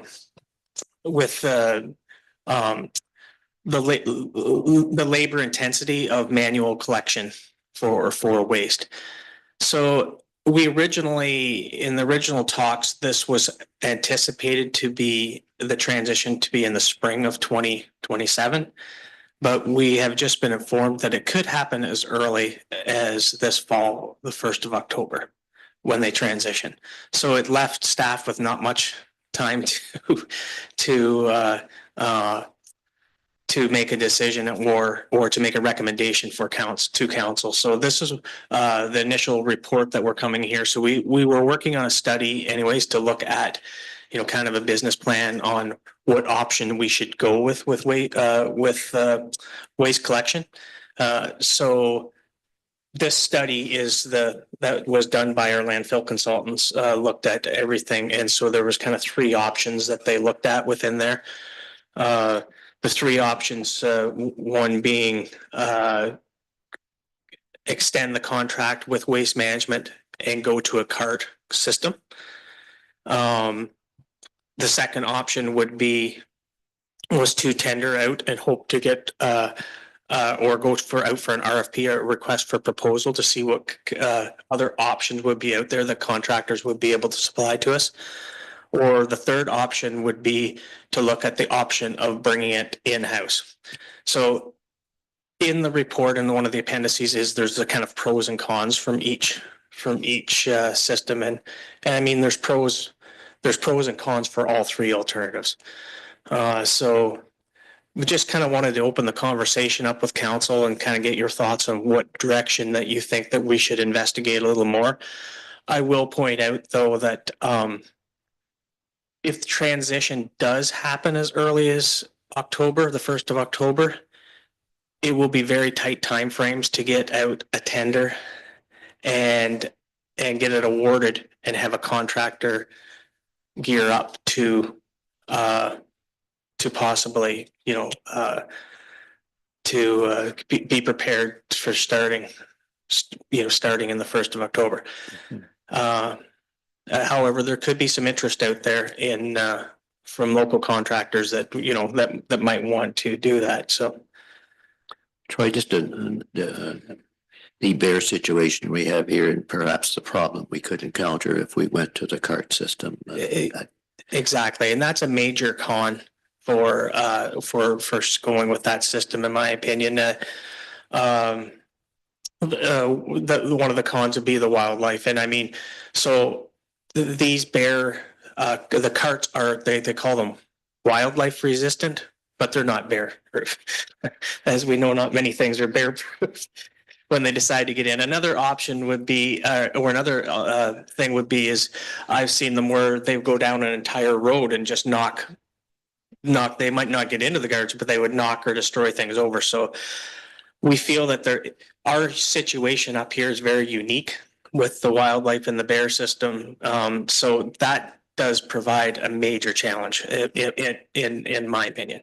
Yeah, and the seasonal component that we have as well, using the bear-proof dumpsters. Exactly, yes. And I mean, we've also had we have a major seasonal population. I believe, as the report points out, there's like 60% of our households are seasonal.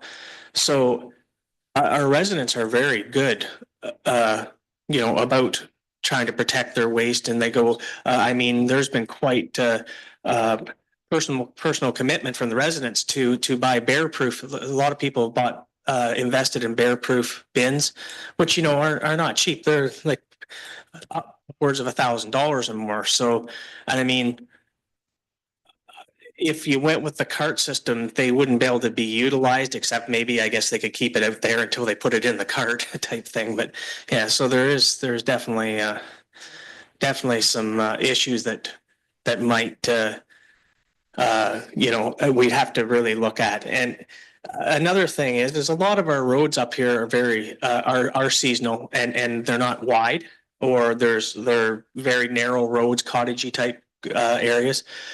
So we're being informed that there's some places that they might not be able to actually collect in those areas because of the narrow roads. You know, you need room to tip the bins. And so we'd be looking at more collection areas, where common areas where people would have to bring their carts out or have. So it's because we're so unique, it might be a challenge. But unfortunately, as the report shows, it is kind of the way the future is going. You know, so with contractors, you know, it's harder to find staff anymore, and health and safety reasons, you know, it's better to, you know, have a cart system for that reason. But All right, so councillors. Yeah, just a couple of things, Milt.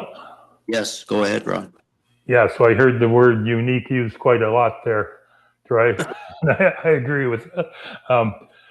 I guess the question I have for you, and I'm pretty sure you're fairly positive on this, the ability for us to get a truck and the crew demand it by whatever the date is, we're going to say October, something like that. I'd certainly support that route over anything else. yes, thank you, Deputy Mayor. And that's one of the things that staff was concerned about, is, as you are well aware, how long it takes to get a new truck, with a snowplow truck or a fire truck or any of the trucks that we've been had to purchase in the past. However, I do have a line on a brand new truck that was actually we have a soft hold on it right now, just until we had discussions with council, because they do go very quickly. If we had to do this, I was really honestly afraid that we would be 1.5 to 2 years out getting a truck, and we'd have to go used for a while, which could cause some issues. But there is a truck available that we could have probably within a month, a brand new truck.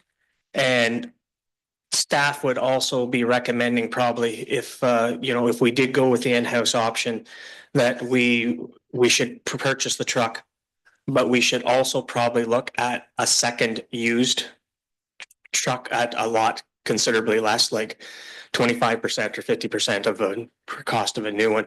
So you have a backup truck, because if you have breakdowns, you want to make sure that you are having an extra truck. And also with the winter time, lots of times we have days that there's that we have to postpone because of weather. This way here, maybe we could be able to put 2 trucks on a if you had that availability. But for the first year, if we did decide to go in-house, that I would just look at this new one, then start looking for a used one for future. Well, yes. I'd certainly say go hard on the soft hold there, Troy. I don't know how long it'll last, because if they do, I don't imagine there's that many of them out there that have found. We're just seem to be. What I'm saying is let's get it. I'd support picking it up. Yeah, I was really pleasantly surprised to see that you brought that forward, that we do in-house collection. I think that's really commendable, your staff, because Peggy, off the top of your head, do you know what we pay for garbage collection right now? And it goes to our own dump. It's Or Troy. Yeah. Troy? Troy. Would you know? Yeah, so we have been if we go forward with this, the estimate is around the 400,000. And it's really hard to tell with past costs, because our past costs were associated with a dual pickup with recycling and waste. So it was split out, right? So once again, you're doing one truck to do two systems, or two recycling and waste at the same time. So it's more economical, of course, to do both together. However, now the province has taken that out of you know, our hands. What I was kind of looking for is what do we pay for garbage collection from another provider? Like Oh, I see, yes. does this could be an asset to the municipality if we were once, you know, our initial costs are mitigated. It could be a win-win situation for us as well. Certainly. So I agree with that we, you know, especially since it's been brought forward by our staff that be our first option. Yeah, the consultants have given us a good estimate here on what to expect Yeah. and the cost. As Troy has outlined, everything that Troy has mentioned, the costs are broken down in the report here. So, I mean, it does maybe forecast everyone to save a little bit of money, but I never, even if we break even or even if it costs a little bit more, I think we have more control over our garbage collection, and it's the miscollections that we have struggled with in the past. And almost every week, I think we have miscollections. So, and then our staff have to go and generally we go and pick them up, Troy. Yes, yes, sometimes there is an area where they miss whole roads where the contractor would send it up on a Saturday or a different day. But a lot of times we're the ones, the staff is collecting it. Yeah. Troy, on the number of days that it would take, the consultant is suggesting, and you're suggesting 2 to 3 days. Yeah, my estimate would be that 3 to 4 days, but just especially for the summer months, because we have so much, there'll be so much more to cover. Yeah, I feel that probably 3 days would be, 3 long days would be sufficient, but until we got, I haven't got into the details of trying to route, it's so, and it'll be difficult, not difficult, it will be a challenge, I'll say, to try and get geared up in time, but I think we still have time to do it ourselves. And I think it's probably, especially the big thing would be the lineup on the truck and then staff.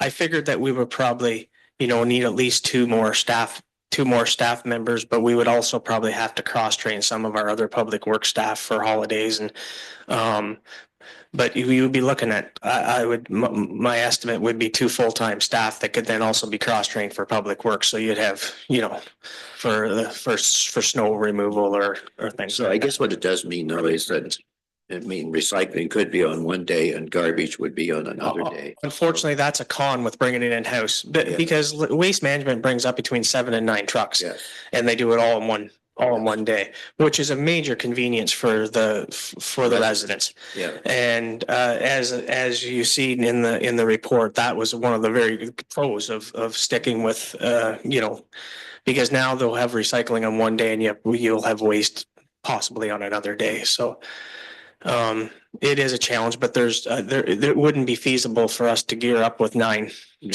trucks. It would so. And I'm quite honest with you, honestly, I don't know if there would be any other contractors out there that would be large enough that could gear up that quick, either to produce all waste in one day, or waste collection in one day. Which is an advantage, the waste collection in one day, especially with our seasonal residents. A lot of them leave on Sunday nights. It is convenient to have it on Monday, so. For the bear. Yeah, okay. All right, Todd.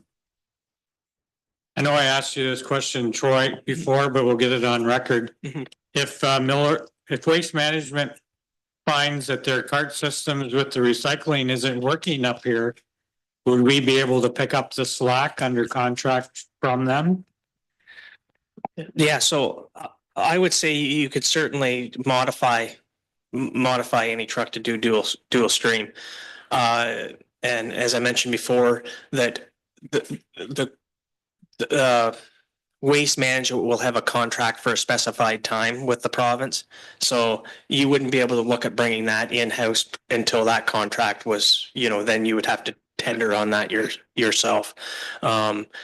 But it's certainly the equipment, you could do that, you know, in the future if you needed to. However, as of right now, recycling's totally out of our control. It's the management and everything's done by CMO, which is Circular Materials Ontario, which looks after the contracts for the producers of the recycling. So.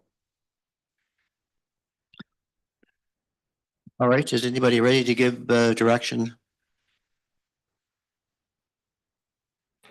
I'd certainly put my weight behind in-house collection. I would second that.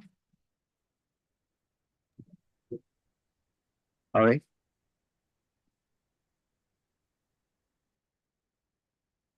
Or do you want them? You're planning. Yeah, okay. So, move by Smoky second, right? Just read the motion out. You have it there, please. So that council receives report PW 2618 residential waste curbside collection study for information. And that council directs staff to proceed with in-house collection. In-house curbside collection. So we already had a. Mhm. And so vote on the amendment. All in favor? Yes. Motion is carried. Go back to the original motion as amended. We have the mover and second on that now. Yes.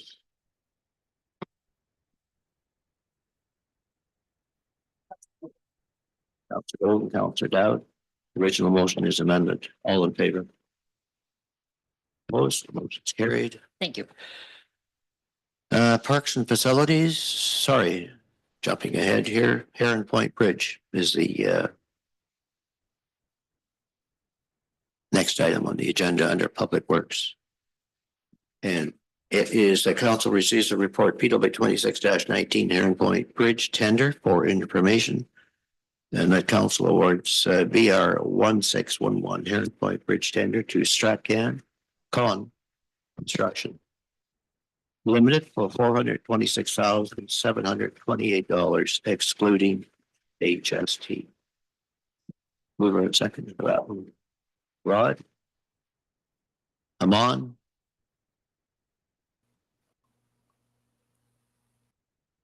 Okay, and Troy, a little update on this one, please. Yeah, certainly.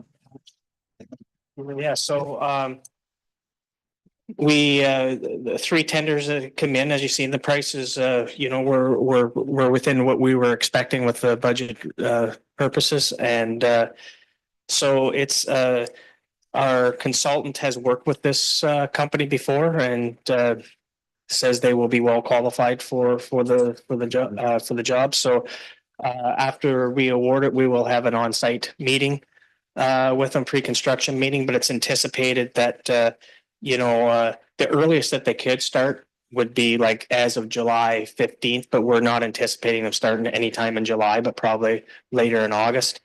There is a completion date of October 23rd. There is some extension periods in there for provisional items if we decide to go with the provisional items. So the crew within the tender is allowed 28 days to work on it with no road closures. So they have to keep traffic open. The 14 days for some of the provisional work, they're allowed to just have one lane, so it still have traffic.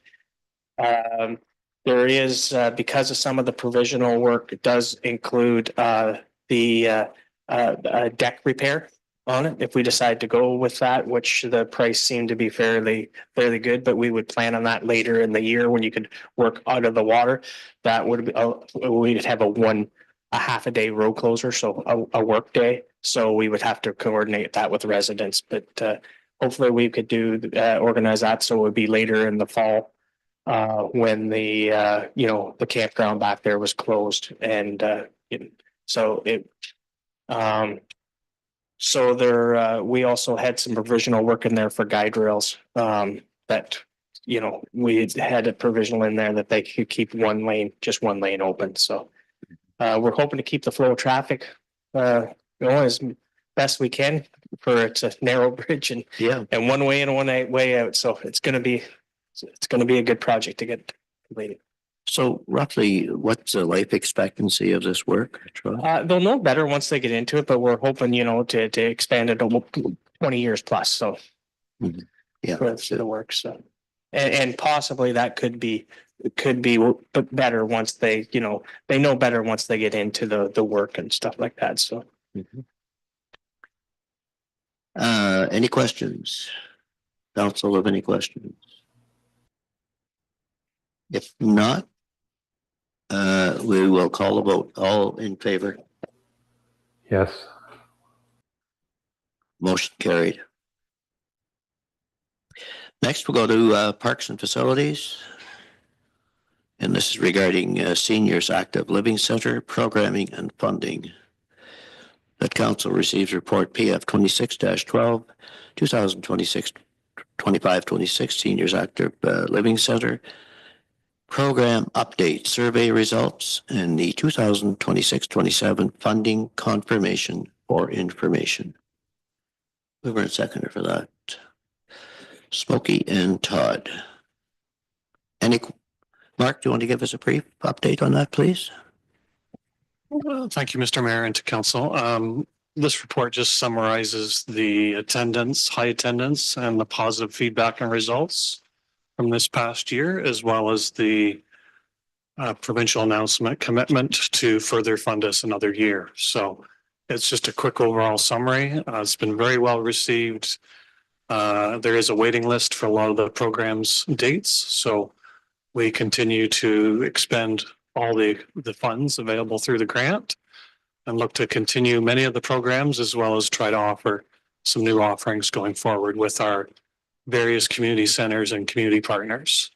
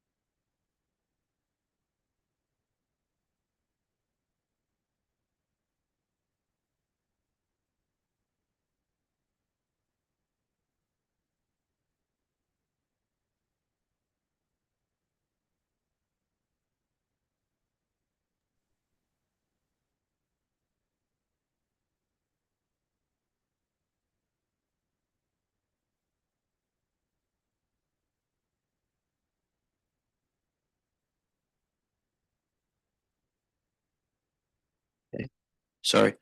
Unless we hear something, the report will be received for information.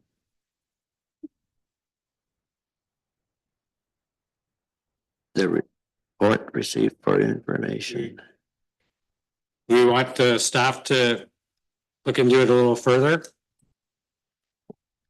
I'm fine with the present situation. Yeah. Unless some direction is given, it's information report. Call the vote. All in favor? Opposed? The motion's carried. We go to the GIS IT department. So this is that council received report GIS IT 26-02. award of contract for the council chambers audio video upgrade for information. And the council authorized the mayor and clerk to enter an agreement with Dynamax Professional Video Systems for the council chamber audio visual upgrade in the amount of $87,550 plus HST. Mover and second to bring it forward. I'll certainly move that in light of the fact that the last 5 minutes we haven't heard you. Okay, sometimes that's a good thing, Rod. And on that, I'll second that. Moved by Rod, second by Amon.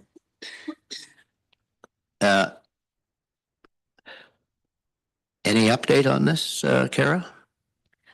No, but I'm happy to take any questions. This was a project brought forward by council during the Yeah. budget process. And you kind of caught us off guard and we weren't really sure what kind of value to place on this project when you put us on the spot. So, it does seem like a lot more than what you asked for. And, as you can see, there were 7 submissions. They varied greatly. And a few of you had mentioned a few different council chambers within Bruce County that you had been to. And so we did our due diligence and we went to those specific ones. And when it really came down to it, it doesn't make sense to invest between $20,000 and $50,000 to not extend the life of the system, to just make minor improvements. I think we've seen recently that as the equipment's getting older, every meeting seems to have something that's not just quite right and it's not consistent. Yes. And so the system that we're proposing is the same one that Bruce County and Saugeen Shores use. And it's a one-touch system. You come in, you hit the button, the TVs come on, the cameras come on, and it's just a beautiful thing.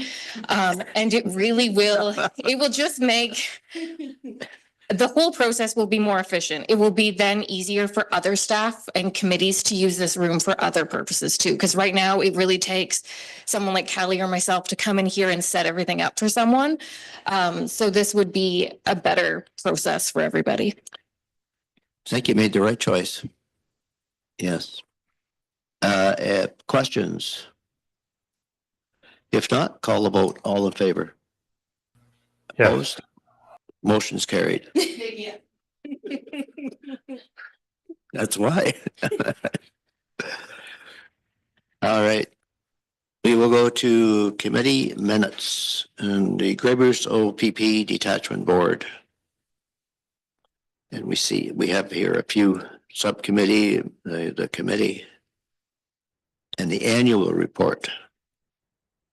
If there's any questions, comments on Todd, any update on that? You want to give Todd's our member on that board, so. It's all pretty straightforward, I think. Yep. Thank you, Todd. Correspondence requiring council direction, Bob Goodall, Stokes Bay Bench request. He's requesting here that the Tamarack is the Tamarack Park. Yes. And anybody willing to move this? Dave was a part of our waste management committee for a while and requested that. I would go ahead and move it. It's just, do we have any type of, I'll just get a hold of Mark here for some comment, please. Outside. So yes, we do get requests from time to time from individuals that would like to explore bench options in our parks. We do have an advertised memorial bench program where people could purchase a bench through our resources and do a plaque. However, sometimes you get individuals that already have a bench in mind and may have a plaque. Just it would be wise for staff to review that prior to it being installed in case there's any concerns. So, Mark, do you want to just direct Mark to have a look at that? And just give direction, Mark, to have a look at that. And council's and we're supportive of this. So, yep. Correspondence for information. And St. Edmunds property owners. And as I said, I'll go down the list here. If anyone has any questions, comments, just let me know. And Alex, we're aware of this, so are we, this St. Edmunds property owners, the voters list, Yes, and I would be happy to respond if council would Yeah. like. Yes. and James Kevin Carson. This is regarding our home-based business. Peggy, you've been corresponding, And respond to them. and any questions, comments from council? Resolutions from other municipalities, the town of Petawawa. Anyone willing to support this? Moved by Todd, second by Smokey. Sustainable provincial grant funding for fire services. Any questions on comments on this one? Call a vote, all in favor? Yes. Opposed, the motion's carried. Paul Vickers, Ontario supporting rural health, rural economic development in Bruce Grey-Owen Sound. See there where Golden Dawn got $50,000 for their phase 1 planning. Grey Bruce Ontario Health Team, and this is just an update, 2026 update.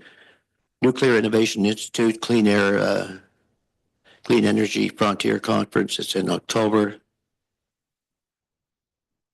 The Ministry of Municipal Affairs and Housing Planning Act updates regarding parkland dedication.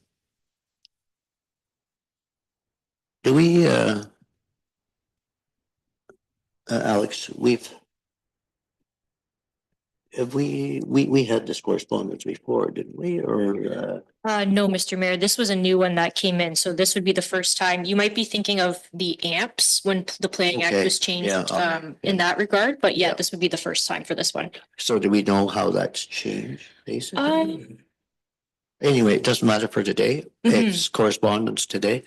If you want to bring a report back on that or give us a little update on that at the next meeting, that would be good. Bruce County Council, there's the conservation authorities. And I just wanted to report, this was a county council report, but it just gives some idea what the cost associated with conservation authority is and how it may change because it may move to the county level. The next one on the agenda is the Ontario Coalition for Better Childcare. And this year, they would like us to proclaim Wednesday, October the 21st.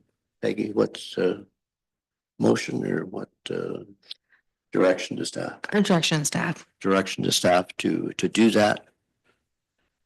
And Bright Shores Health System donation, or just appreciation of the donation we made to Bright Shores Health.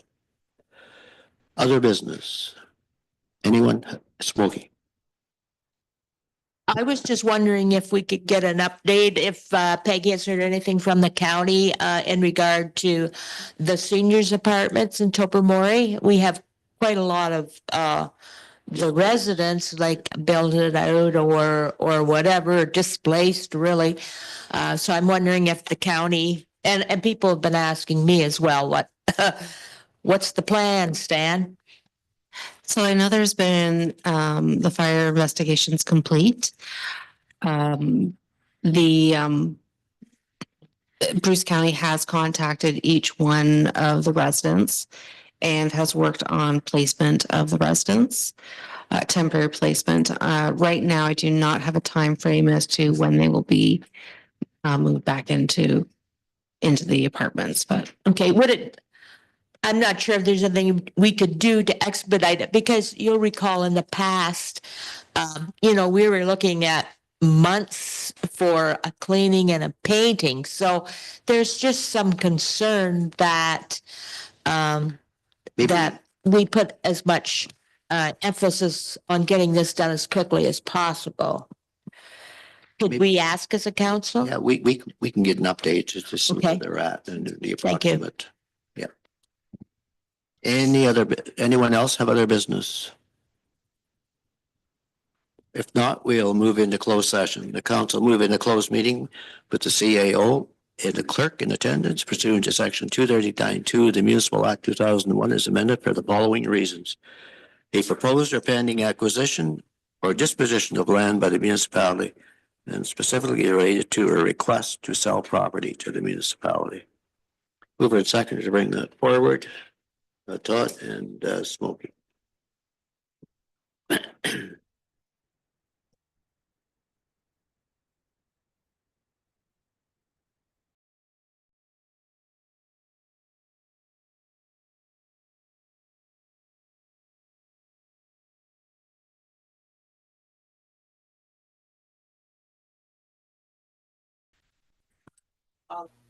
Yes. Yeah, Rod is. A lot. You don't have any water in.